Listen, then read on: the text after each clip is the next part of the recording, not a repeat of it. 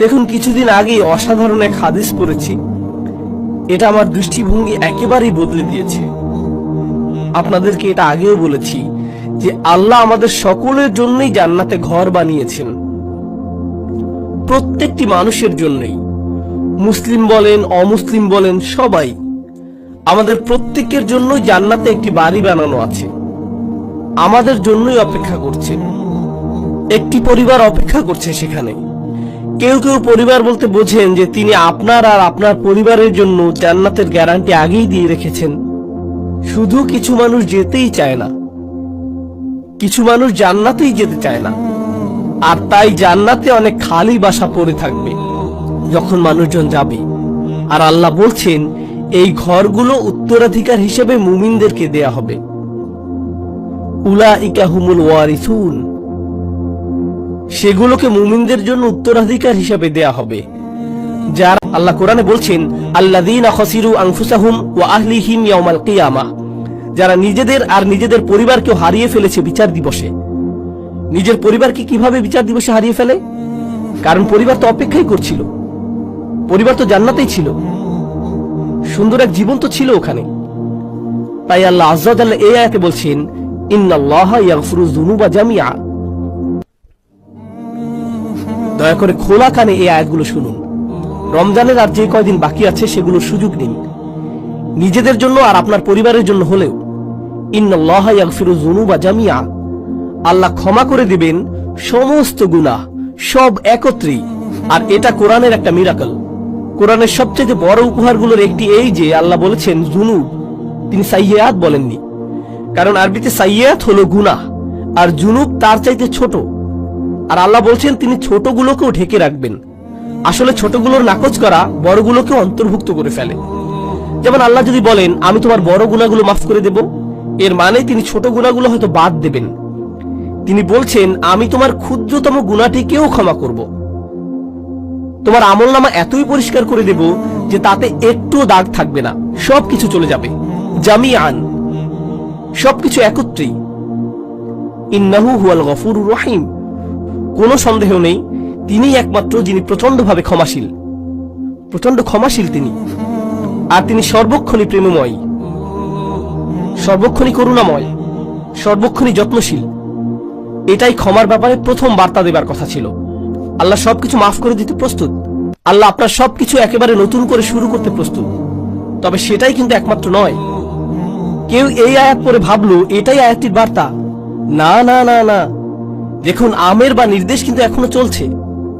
তাই পরে আয়াতটি পড়ার পদ্ধতি হলো উল ইয়া ইবাদিয়াল্লাযীনা আসরাফু আলা আনফুসিহিম আনিবু ইলা রাব্বিকুম। এটা ঠিক এমনই, এভাবেই বোঝানো হচ্ছে। এর মানে হলো আমার বান্দারা, এখন যেহেতু জানো যে আমি সবকিছুই ক্ষমা করে দেব, আমার কাছে ফিরে আসো, নিজের মালিকের কাছে ফিরে আসো। এই বার্তার পরের অংশে এটাই। ক্ষমার আলোচনা ওখানেই শেষ হয়নি, তার কাছে ফিরে আসুন। তিনি বলছেন আমি ক্ষমা করতে প্রস্তুত, কিন্তু আমার ক্ষমা বিনামূল্যে নয়, এটা অর্জন করতে তোমাকে কিছু একটা করতে হবে। আমার কাছে ফিরে আসো। আনিবু ইলা রাব্বিকুম, নিজের অন্তর তোমার রবের দিকে ফিরিয়ে দাও। দেখুন আরবিতে তওবা আক্ষরিকভাবেও হতে পারে, আল্লাহর দিকে অন্তর ফিরে আসা তওবা হয়, আবার শারীরিকভাবে ফিরে আসাকেও তওবা বলা যেতে পারে। ইনাবা শুধু অন্তরের জন্য, আরবিতে ইনাবা ব্যবহৃত হয় যখন অন্তর আল্লাহর দিকে ফিরে আসে। তাই আল্লাহ বলছেন তোমার অন্তর কোথায়, কি নিয়ে ব্যস্ত তুমি, কি নিয়ে বিভ্রান্ত তুমি, তোমার মালিকের কাছে ফিরে যাও, তিনি ক্ষমা করতে প্রস্তুত। শাস্তি আসার পূর্বেই, এরপর আর সাহায্য প্রাপ্ত হবে না।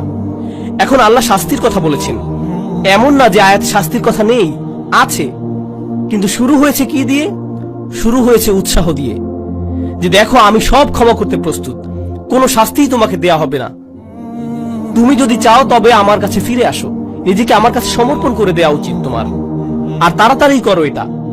এমন ভেবো না যে অনেক সময় হাতে আছে, এমন লোকদের অন্তর্ভুক্ত হয়েও না বিচার দিবসে যাদেরকে বলা হবে তারা বাস্তুম, ভেবেছিলে তোমাদের হাতে অনেক সময় যে দেরি করলেও হবে, তাই না? আল্লাহ বলছেন শুরু করে দাও মিন কবলি। এই মিনকে বলে মিনাত তাজিল, শাস্তি আসার ঠিক আগে আগে। আমি বলছি শাস্তি হতে কিন্তু দেরি নেই, কাছেই। বিচার দিবসের কথা বললে অনেকে মনে করেন বিচার দিবস অনেক দেরি, তাই না? ইন্নাহুম ইয়ারাউনাহুম বাঈদা, তারা মনে করে ওটা হতে অনেক দেরি। ওয়ানারাহু করিবা, আল্লাহ বলছেন আমরা দেখছি যে এটা শীঘ্রই। কিন্তু আমাদের প্রত্যেকে আমরা কখন যাব? আমরা কি ঈদের দিন আদৌ দেখতে পাবো? কে জানে? কে জানে আমরা কবে যাব? কে জানে মৃত্যুর ফেরেশতার কাছে আল্লাহ কি লিখে দিয়েছেন? আমরা পার্কিং লট পর্যন্ত কি যেতে পারবো? কে জানে? আমরা কেউ জানি না। আর আমাদের মৃত্যু হলেই মান মাতা ফাকাদ কামা কিয়ামাহু, যে চলে যায়, যেই মারা যায় তার কিয়ামত শুরু হয়ে যায়। আপনার কিয়ামতের জন্য ইয়ামুল কিয়ামা, পুনরুত্থান দিবসের জন্য অপেক্ষা করতে হবে না। এক সেকেন্ডেরই ব্যাপার এটা। আর ফেরেশতা যখন চলে আসবেন তিনি বলবেন না, ও সরি আপনার 5টা একটা মিটিং আছে না, তাহলে পরে আসছি। এমনটা কিন্তু হবে না। যখন যাবার সময় চলে আসবে যেতেই হবে, কোনো দেরি হবে না। তাই আল্লাহ বলছেন আর দেরি করো না, নিজের অন্তরকে আমার দিকে ফিরিয়ে আনতে আর সমর্পণ করতে বিলম্ব করো না।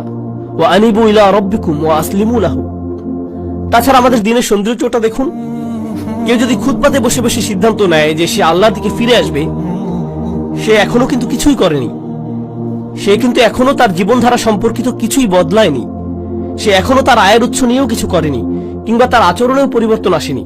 সে শুধু অন্তরে নিয়ত করেছে যে সে ভিন্ন মানুষ হয়ে যাবে। আর সে বের হয়ে যাবার সময়, কিংবা সে তার পরিবারের সাথে দেখা করার আগেই আল্লাহ হয়তো তার জীবন নেবার সিদ্ধান্ত নিলেন। সে ক্ষমা পেয়ে যাবে। সে তো পরিষ্কার, সে আল্লাহ দিকে ফিরে এসেছিল, এটাই যথেষ্ট। সুবহানাল্লাহ। আমি একজন লোককে চিনতাম নিউ ইয়র্কের এক মসজিদে, বেশ বড় মসজিদ, ম্যানহাটনের 96 স্ট্রিট, সেখানকার সবচেয়ে বড় মসজিদ। আর এটার সামনেই বিশাল বড় একটা অ্যাপার্টমেন্ট কমপ্লেক্স। সেখানে এক হিন্দু লোক বাস করত। মসজিদটাও সেখানে যুগ যুগ যাবত ছিল। সে প্রতিদিন সেই দিক দিয়ে যেত আর শুনতো, কারণ তারা মাইকে আজান দিত। তো তিনি আজান শুনতেন, সবসময় সেটা শুনতে পেতেন। 96 বছর বয়স। মসজিদে এসে বললেন, আমি মুসলিম হতে প্রস্তুত। 96 বছর বয়স। শাহাদা পাঠ করলেন। 2 দিন পর মারা গেলেন। 96 বছরের শিরক, 96 বছরের গাফলা। এরপর তিনি আল্লাহর কাছে ফিরে এলেন, সেটাই যথেষ্ট হয়ে গেল। সব পাপ মুছে ফেলা হলো, সকল মন্দ কাজকে ভালো কাজে পরিণত করে ফেলা হলো তার জন্য। ইন্না লিল্লাহি ওয়া ইন্না ইলাইহি রাজিউন। এটাই আল্লাহর দয়া কারো প্রতি, এটাই আল্লাহর ভালোবাসা, যে চলে যাবার পূর্বেই আল্লাহ তাদের ফিরে আসতে দেন। এটা শুধু অমুসলিমদের প্রতি আহ্বান নয়, আমাদের জন্য। আমাদেরও আল্লাহর কাছে ফিরতে হবে। এমন মনে করবেন না যে আমি শুধু খুব আধুনিকতাবাদী লিবারেলদের উদ্দেশ্যে কথাগুলো বলছি। এখানকার ধার্মিকদের উদ্দেশ্যে বলছি না, হিজাব সহ বোন কিংবা দাড়িওয়ালা সেই ভাইটির উদ্দেশ্যে না, না না না, সবার উদ্দেশ্যেই বলছি। আল্লাহ কিন্তু বিচার দিবসে আমাদের চেহারা দেখবেন না, আল্লাহ দেখবেন আমাদের অন্তরে কি আছে। আমাদের দেখতে কিছু করতে বেশি ধার্মিক ধার্মিক মনে হয়, এটা শুধু আল্লাহই ভালো জানেন।